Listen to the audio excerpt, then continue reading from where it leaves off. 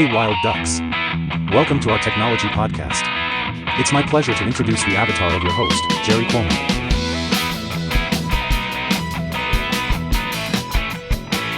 Welcome to the Wild Ducks podcast. In this two-part episode, Jerry sits down with someone he calls the greatest of all time, in the area of software design, Phil Gilbert. If you've ever wondered how a company as big as IBM could rediscover its creative soul, or how design thinking went from a phrase to a movement, you're in for a treat. Phil's story starts in the scrappy world of 1980s startups, and leads all the way to one of the boldest cultural transformations in modern business. It's a story about design, leadership, and yes, a little irresistible change. And with that, I'd like to invite I am so happy to introduce my friend and colleague for several years, Phil Gilbert, to the Wild Ducks podcast. Welcome, Phil. Hi, Jerry. Great to be here. Thank you. Yeah. So let's get going here, Phil, if you don't mind. Can we start with kind of where I typically like to start? Why do you love doing what you do? And maybe we can start at the beginning. Where did you start? What were your early influences that shaped your thinking, Phil? You are the GOAT when it comes to design and more. So how did it get started? I don't know about that, but I had my first startup. I did my first startup in the mid 1980s. And I won't go into it's too long of a story to tell you how I got there. But as that startup was, I had run across and started using personal computers in the business, in enterprise, in the early 80s. Got really turned on by it, and I thought, you know what? There's probably something here. And so my first startup was all about getting professionals to use PCs. And at that time, you were shamed if you were a professional and had one of these computers on your desk.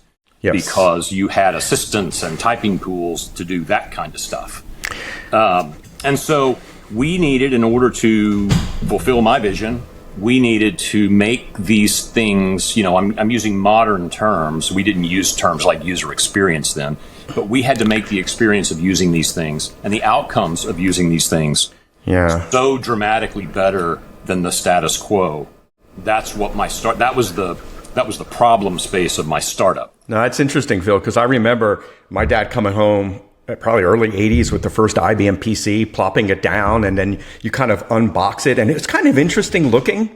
But then you turn it on, you see the DOS system prompt, and then you're like, okay, and then you say, let me start reading the manuals. And I don't know when our culture shifted from not wanting to read the manuals, but I bet you it started in those early days, because then you had programming manuals that were sent along with it, and it's like, what am I supposed to do with this thing? So I get the problem for sure.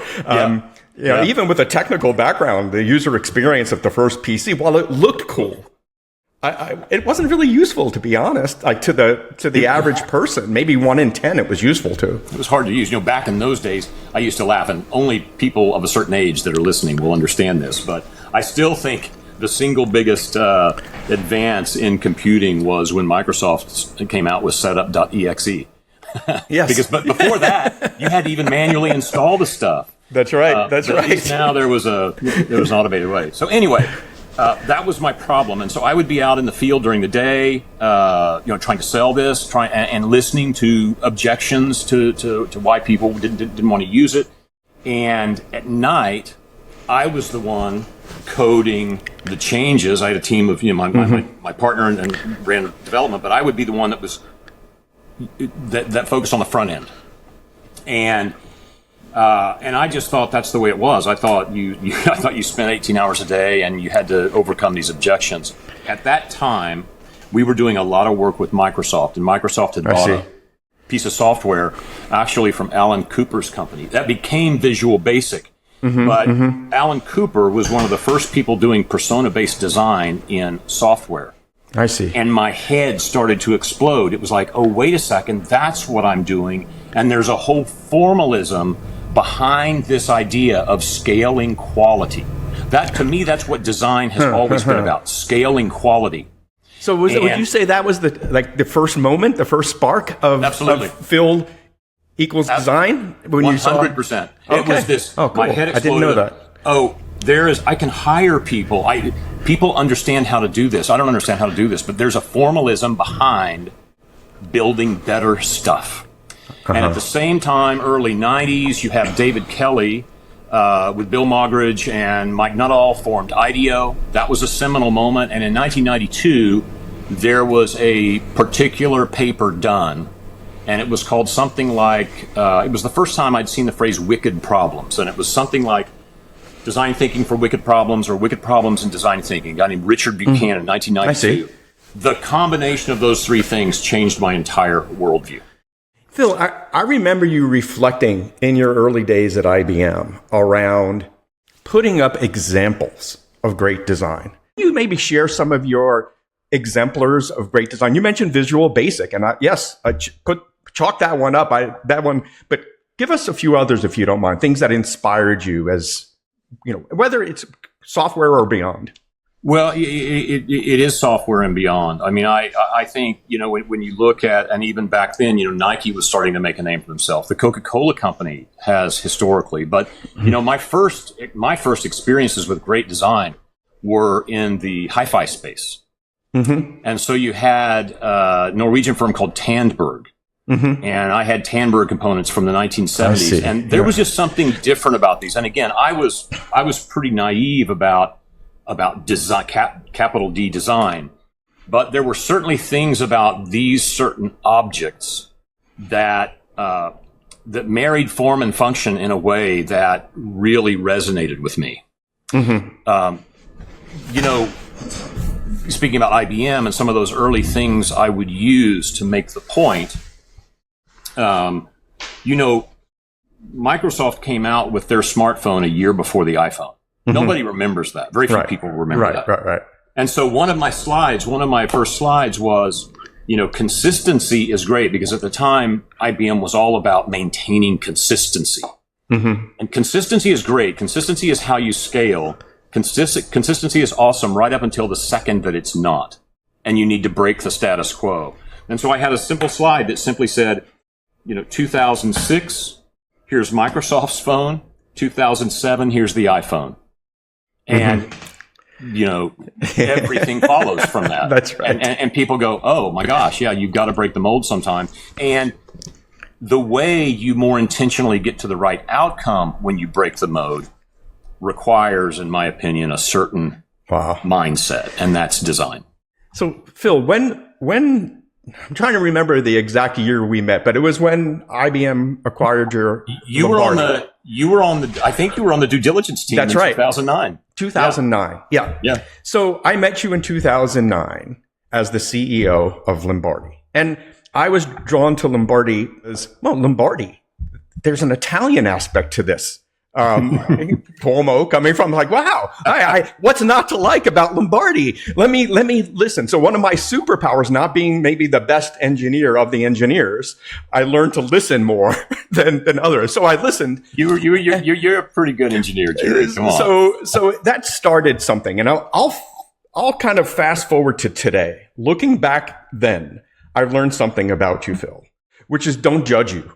Because the next shoe is going to drop. So what started as the CEO of a company, and I've done due diligence on a lot of companies over the years, and you kind of judge the CEO of a startup a certain way, entrepreneurial, not afraid to take risks and make, et cetera, et cetera. But the next shoe to drop was, wait, no, he's not a CEO, a typical CEO. This person is on a mission around design. And this, as we started mislabeling you as the design goat, you dropped the next shoe, which was culture change. So over this time, I don't know if you've reinvented yourself. I guess you were always there, but you had this cadence of mission, starting with that first day in 2009 when we all met you. Mm-hmm. And so if you look back from then to today, but maybe reflecting back on those old days, was it a plan? Did you have a plan or did it just work out that way? The last thing in my mind was a plan. It wasn't a plan. But I do think it all stems from this. We were talking about how I came to design, and because of the way I came to it, yes, first it was about in that tactical sense in 1991. It was about my product and product design. But I realized through a set of both personal as well as business experiences in the 90s, I realized this mindset, which has come to be called design thinking, this mindset is applicable to, yes, to products, but then to organization design itself, and ultimately to life itself. This notion of every day's a prototype, right? That's just a real forgiving kind of thing. But my work with organization design, I think, is really what nobody had seen. And I think very few people appreciated about what we built at Lombardi was, in my company, I started using design on the product. In the second startup I was at, which I did not found, but we then applied it at scale to products. When we built Lombardi, we built every aspect of the company using this approach. And that was really kind of what wasn't apparent to a due diligence team that was primarily looking at product and market and things like that. And so when I got to IBM, no, I had no intentions of staying long term. I expected to work through the blue wash period, which we expected to be about a year. After about 3 months, I was done. I was like, man, this is the most rigid, this is the least kind of human-centered, customer-focused organization. So I went to Robert LeBlanc about 3 months in, so like March, April of 2010, and said, it was a great exit. You guys are going to take care of our customers. That's awesome, but we're going to get through this blue wash thing in another 3 months, and then I'm out. And he was the one that really said, you're looking at this wrong. He goes, you've got more to give. You have a view of where we need to go that may be right. What can you do to help? Let me share my experience on changing culture. You may or may not remember this, although I may or may not be remembering it right, but in my mind, this is the way it went. I was asked to set up a meeting with you and some of your leads with the IBM Distinguished Engineers and Fellows. And there was about 7 or 8 of us in the room with you. And we decided, and this is some of the highest technical honors in IBM, and we decided that we were going to share with you some things we were really excited about, some of the problems, hard enterprise problems that we were solving. So I think about 15 minutes into the meeting, you changed the focus of the conversation and saying something like, before you tell me how you solved the problem, let's talk about who has this problem and what's a day in their life. I mean, you shut us up inside. Simple how, which is our life, was about how. Right. To who. Like, what? Like, why does that even... And some of us sat there and tried to figure out, was this just to try to throw... And then it took about 5 years to sink in. This simple thought of, from an engineering perspective, we weren't necessarily the top of the food chain in IBM anymore. We were the masters of the how. And what you were saying is, before you get to how, tell me about the who. And that right there was a very difficult start of a culture change, at least from where I sat. For sure. You know, one of the first places that I went with Charlie Hill was to the technology summit at RTP in the summer of 2012. And we expected to find a few allies. We found none. That's probably when that meeting took place, actually. It could have, it could have been. And that's when and to be honest, we also had to realize that, and for me, there was a crossroads. I could either keep pounding the hammer and probably not making progress and probably, scrubbing out of the organization, or I could realize that this wasn't your problem, it was my problem. Because if in fact, look, I strongly believe, I've like you, I've been in business a long time. I've 45, 50 years in business. And I'll be honest, I've never met anybody that showed up to work longer hours and do crappy job. Never. So if you weren't buying what I was selling, that's on me. And if it really is a better way for you to work, I need to understand why you don't think so and try to overcome those objections. And if I can't, then maybe it's not a better way for you to work. Perfect. Phil, this is a great time to pause, and let's pick the conversation up in part 2 of this wonderful discussion with Phil Gilbert, and this is Wild Ducks. Well, that's it for part 1. Some key takeaways? Design isn't just about making things look good, it's about making them work beautifully. Phil reminded us that great design scales quality, solves real human problems, and sometimes means knowing when to break the mold. Be sure to catch part 2, where Phil and Jerry continue the discussion, exploring how those same design principles shape companies and inspired his new book, Irresistible Change. See you soon.